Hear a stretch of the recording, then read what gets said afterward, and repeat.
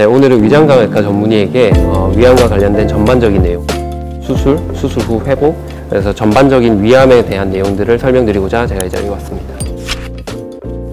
환경적 요인, 유전적 요인 다 있는데요. 유전적 요인은 보통 가족력을 얘기를 하기도 하고, 조금 더 자세히 들어가면 뭐 특정 유전 인자 이런 것들이 있다고 이제 연구 중이긴 한데 정확하게 밝혀진 원인은 아직은 없습니다. 그래서 환경적 요인과 유전적 요인이 다 같이 있다라고 보는 게 가장 합리적일 것 같습니다. 악액질이라는 표현 자체가 위암에만 국한되는 게 아니고 다른 암 환자들한테도 다 국한이 되는데, 특히 위암 환자에서 이제 80%가 이제 겪는다라고 되어 있는 이유는 소위 쉬운 말로 밥통이라고 불리는 위가 굉장히 큰 비율로 잘려고 나서 영양분 흡수가 덜 되다 보니까 거기서 영양 부족, 그로 인한 체중 감소도 근 감소 이런 것들이 복합적으로 생기면서 환자의 전신 상태가 나빠지는 것을 얘기합니다. 위를 제거해도 암은 재발할 수 있습니다. 일단은 전절제를 안 하더라도 남아있는 위에서 잔위라고 부르는 잔위암이 있고요. 또 하나 더는 전절제를 했는데, 전절제 할 당시에 조기 위암이 아니라 임파선 전이가 있는 분이라서 항암 치료를 받으셨는데, 그 항암 치료 약제 혹시 반응을 안 했거나 반응을 했는데 이미 전이된 암세포들이 조금 힘이 약화된 상태로 있다가 항암 치료가 중단되고 나서 다시 걔네들이 자라면 위는 없지만 위암으로 인한 재발이 얼마든지 가능합니다. 그래서 위가 없다고 해서 위암이 재발하지 않는다라고 생각하는 거는 조금 이제 이론적으로 맞지 않습니다.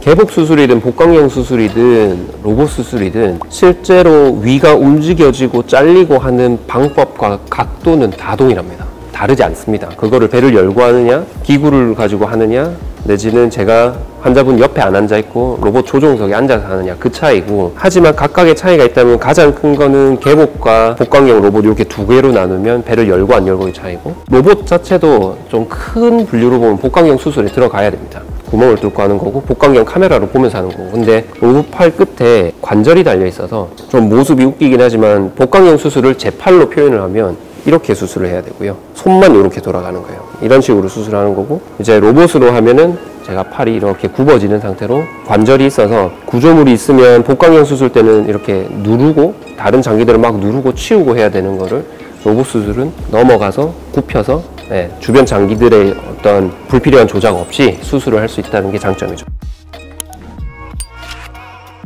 가장 좋은 위암 수술이라는 거는 환자분의 신체 구조, 체형, 그다음 병기 이런 거에 따라 다 다릅니다. 특별히 어떤 특정 방법이 무조건 1등이다, 이거는 좀 과한 표현인 것 같고요. 우리가 로봇이나 복강경 수술은 아무래도 제가 직접 손으로 만지면서 하는 게 아니기 때문에 촉각이 없습니다.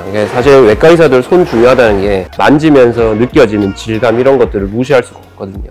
그래서 개복 수술이 조금 더 좋은 상황도 있고요. 하지만 병기가 높기는 하더라도 충분히 배를 열지 않고 해볼만 하고, 그러면 이제 환자 회복 속도가 또 좋고, 환자분 체형 자체가 너무 비만하시지도 않고 표준 체형에, 또 이제 연령도 고려해야겠죠. 아무래도 상처 적은 거를 선호하시고 수술 후에 통증도 적으니까, 그런 분들은 이제 복강경이나 로봇, 특히 복강경이나 로봇 중에서도 이제 축소 복강경, 이제 구멍을 좀 덜 뚫고 하는 거, 로봇 같은 경우는 싱글 포트, 단일고 수술, 그런 것들도 아주 좋은 선택지가 되기 때문에 환자분들마다 다 다릅니다. 이거는 뭐 특정 수술이 제일 좋은 수술이다 이렇게 말하기 힘듭니다.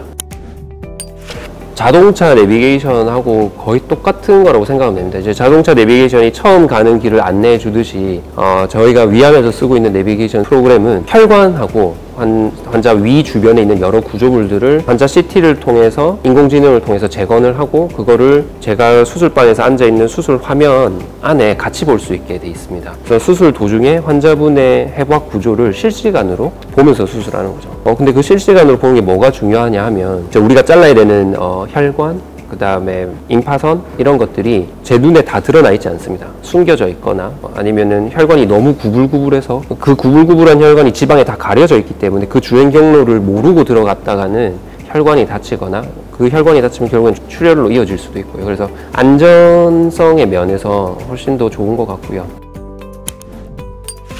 저는 식단 관리에 뭘 먹어라, 뭘 먹지 말아라는 이야기보다는 일단은 처음에는 적게 자주 여러 번에 나눠서 드시는 거를 권해드리고 점차 양 자체를 수술 이전에 준하게 조금씩 단계별로 접근하시는 걸 권해드리고요. 경우에 따라서는 흔하진 않지만 그래도 적지 않은 비율로 수술 전에 식사 양만큼 돌아가시는 분들도 있습니다. 근데 그런 분들마저도 수술 이후에 식사 속도가 수술 전으로 돌아가면 굉장히 힘들어 하시는 분들이 많아서 꼭 지키셔야 될 거는 식사 속도. 그 다음 식단으로는 아무래도 체중 감소나 근 감소 이런 악액질 증상들이 이제 예상이 되기 때문에 좀 고단백 음식들을 드시는 게 좋고요. 너무 탄수화물 위주의 음식들이 특히 빠르게 내려가는 국을 후루룩 마신다거나 밥을 좀 입맛이 없다고 물에 말아 먹거나 우리나라 사람들 그런 거 좋아하니까 숭늉 이런 거 그렇게 하면 식은땀 나거나 심한 경우는 복통도 생기고 이런 덤핑 증후군 증상을 겪을 수 있습니다. 그래서 그거를 좀 조심하셔야 됩니다. 저요? 국에 밥 말아 먹고 왔어요. 개인마다 다르고 또 연령대마다 다르고요. 근데 일반적인 걸 말씀드리면 수술 후 6일째 저희는 퇴원을 합니다. 저희가 퇴원을 시켜드리는 이유는 의료기관에서 의료기관으로 가셔서 더 요양하시라고 퇴원을 시켜드리는 게 아니라 일상으로 돌아가셔서 최대한 일상생활을 흉내내는 수준으로 하시면서 회복을 하셔라 이런 의미로 이제 퇴원을 시켜드리는 거라서 일상으로의 복귀는 제 생각에는 한 1, 2주 정도면 가벼운 일상 복귀는 하셔도 됩니다. 다만 좀 주의하실 거라면 아까 말씀드린 식사 속도랑 두 번째로는 보통 우리 복강형 수술 내지는 로봇 수술을 하니까 배꼽에 힘이 많이 들어가면 탈장 위험이 생깁니다. 그래서 복대 잘 하시고 너무 무거운 물건을 들거나 계단을 오르내리는 운동 이런 것들은 조금 피해 주시는 게 좋고요. 그런 것들이 큰 문제 없이 어느 정도 회복되고 나시면 제 환자분들의 경우에는 원래 건강 상태가 좋으신 분들은 한 달, 2달 정도면 일상으로 거의 대부분 복귀를 하시는 것 같아요. 의사들이 환자분들을 대할 때 위로하는 방법들이 다양하다고 저는 생각을 하거든요. 저는 무한 긍정 쪽의 성향을 가진 의사라고 생각하시면 됩니다. 그래서 제가 간혹 너무 우울해하시는 환자분들한테 드리는 말인데 만약에 우리나라에서 암을 하나 걸려야 된다면 대한민국이 제일 잘하는 진료 항목 중에 하나인 위암을 걸리는 게 낫다라고 생각합니다. 너무 절망하시거나 우울해하시지 마시고 저뿐만이 아니라 내과에 위암을 진료해 주시는 교수님들 그다음 항암 치료해 주시는 교수님들이 전력 투구해서 진료를 해드릴 테니까 걱정하지 마시고 찾아